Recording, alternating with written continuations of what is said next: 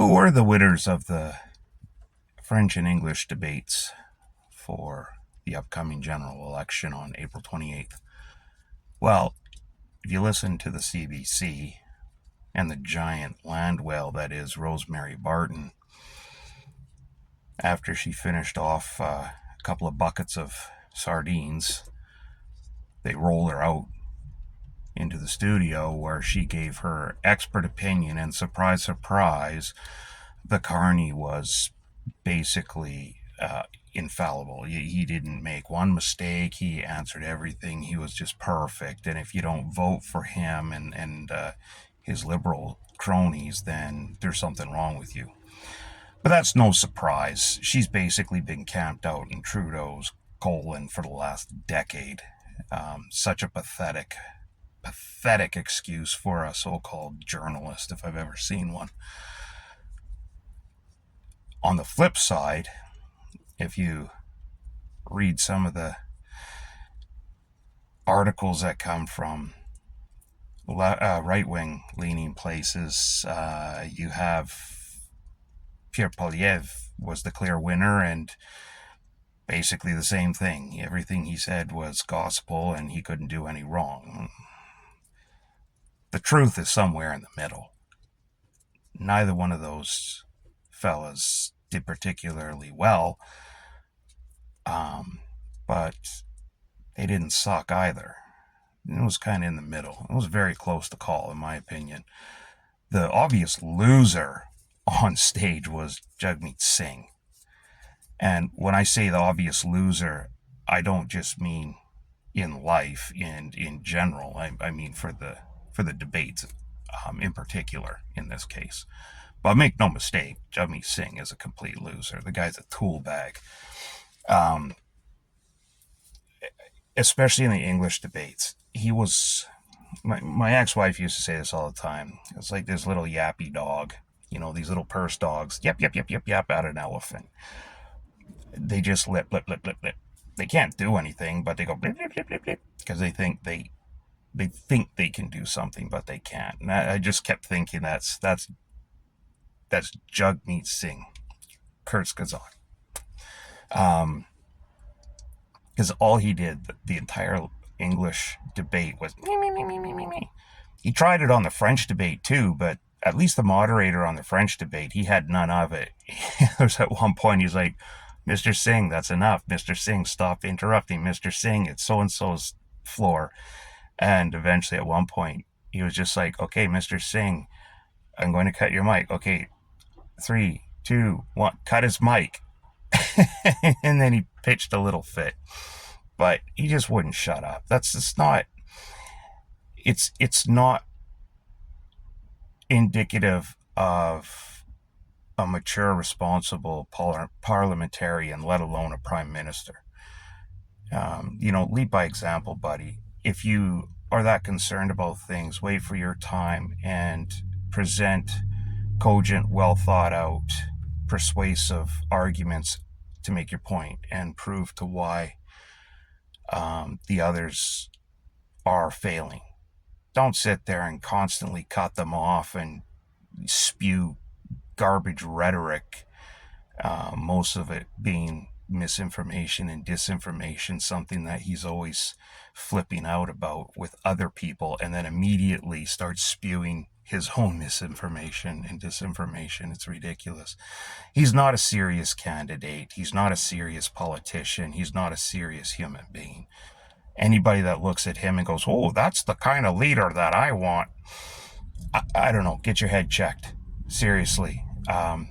There's something wrong with you if you look at him and think that he's the ideal leader.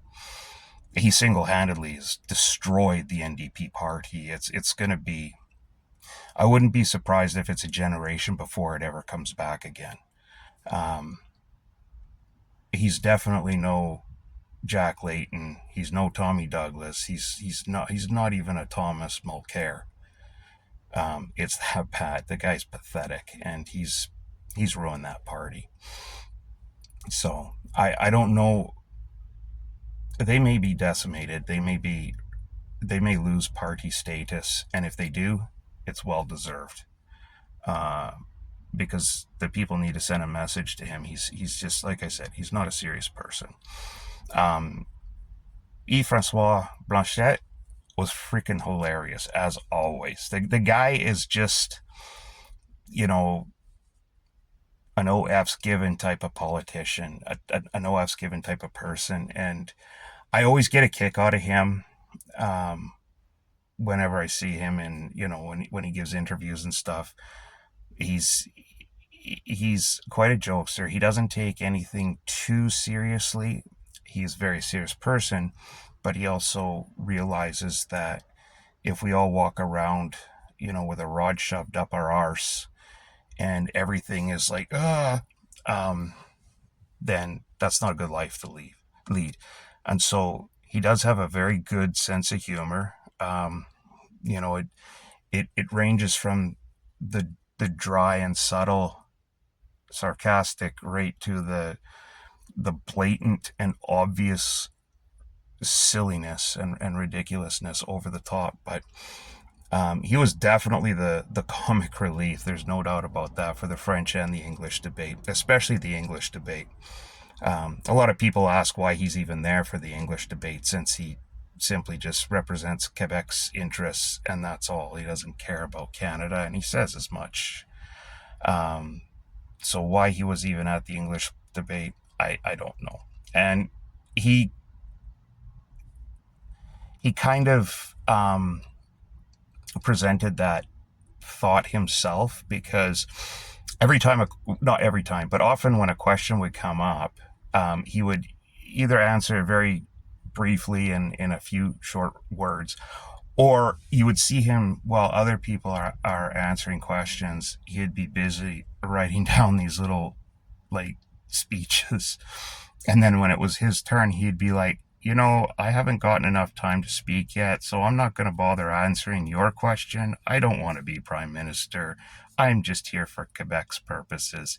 And then he'll start reading the speech, and he'll just, like, most of it was ripping apart the Carney, asking him about why he doesn't disclose all of his assets like all the other ones have, and why he refuses to pay taxes in Canada. I mean, he says, even though it's a loophole, why wouldn't you do this? You want to be prime minister. Why wouldn't you lead by example by paying taxes here in Canada? Why would you park all of your money in these tax haven countries and locations like the Cayman Islands? And so it's stuff like that. And of course, the Carney just deflects. He doesn't answer anything. The Carney, for both French and English, his strategy was to run down the clock. As simple as that. Poilievre's was just to beat people over the head with his platform over and over. Some people say that was too much. Others say it's necessary, because if anybody's still considering voting for the Liberals, then obviously they haven't got that idea through their head enough. They still aren't getting it. They still don't see the big picture, which is nothing's changed in the Liberal Party. It's still the same party. It's all the same pieces. All they did was take one piece and switch it from the front to the back, and the other one from the back to the front. That's it. But largely, 88-90% of the slate of MPs is the same slate of loser scam artists, grifters that have been there for the last decade. And all of the advisors that had left Trudeau, because there's no honor among thieves, right? When Trudeau was sucking wind big time, and reality finally caught up with him, everybody left him. Everybody. He, love him or hate him, doesn't matter. He made all those people. He brought them in, and he shoved them down everyone's throat. So every one of those MPs, all of those advisors that went from having basically nothing to maybe $1 million in the bank, are all worth, each of them, tens and tens of millions of dollars now. That's all because of Trudeau. And as soon as he started to falter and stumble, everybody saw that and they all ran. No one stuck around to help him. Not a single person. They all either stabbed him in the back or they just took off. And now that he's gone, they're all coming back. They're all swarming around the carny because they smell money again. They smell an even stronger grifter. They smell an even more accomplished charlatan in the carny. And they all want a piece of that. So they're all back. Liberal Party's the greatest. Everything is good again. And so the carny, not wanting to expose himself any further than he absolutely has to, he just ran down the clock in both debates, French and English. The French debate was pretty sad. A lot of people said that Yves-François Blanchett's English is worse than the carny's French, which I challenge vehemently. The carny's French sucks. I know he's been working hard on it, but it sucks. And it shows. Like the break that he took, it had nothing to do with, needing a time off or dealing with Donald Trump or anything. He was taking that to cram uh, for the debate. And what's that sound like? Every time Polyev opens his mouth, they always say, "Oh, that sounds just like Donald Trump. He's spewing the same. It's the same thing. It's the same rhetoric. It's all Donald Trump, Donald Trump, Donald Trump." Well, look at Carney. The Carney is doing the same thing that Biden did. They're keeping the Carney sequestered. They're keeping him in a basement, just like they did with Biden. For the debate, just like they did with Biden, Biden had 10 or 11 days he took off from running the country so that he could practice with a reconstructed debate stage with actors playing moderators and someone to debate against. They're doing the same thing with the Carney. He had to take 3 days off from running the country and dealing with everything so that he could cram and practice for the upcoming debate and try to polish up on his French. Well, it didn't work. So, and it's the same. He never answers questions. If he does take questions, they're very carefully crafted questions from selected so-called journalists, and that's it. He doesn't elaborate. They're very brief answers. He doesn't say anything with any depth. He basically, I think, took the same online courses in how to produce word salad that Kamala Harris took, because it's all he spews. And it's the baffle them with BS approach, where simpletons hear all these buzzwords and buzz terms and they go, "Oh, wow, that guy really knows his stuff. He really knows what he's talking about." But anybody with half a brain in their head sits there and they think at first it sounds really good. And then you go, wait a minute. He didn't actually say anything. This son of a gun didn't say a bloody thing. It was just all pretty words.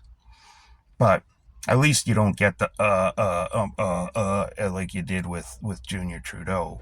So I guess that's kind of refreshing.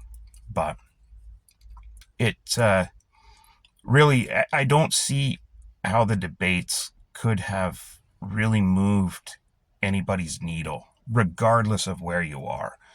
If you're hardcore leftist, rightist, centrist, whatever, I don't think, in my opinion, that the debates, English or French, really moved anybody significantly. There's a couple of things in there that maybe somebody that was, I wouldn't even say on the fence, but maybe somebody that wanted to go a certain way, but just needed to be told by someone one more thing, right? That's about it.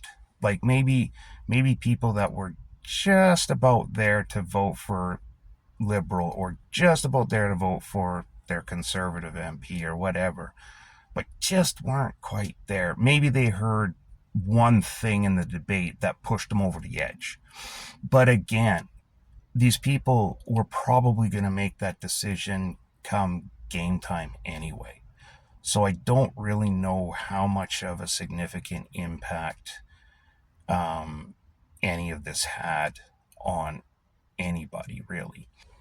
The questions afterward, when they had the scrum on the French debate, were quite interesting. And again, the questions that went to the Carney went completely unanswered.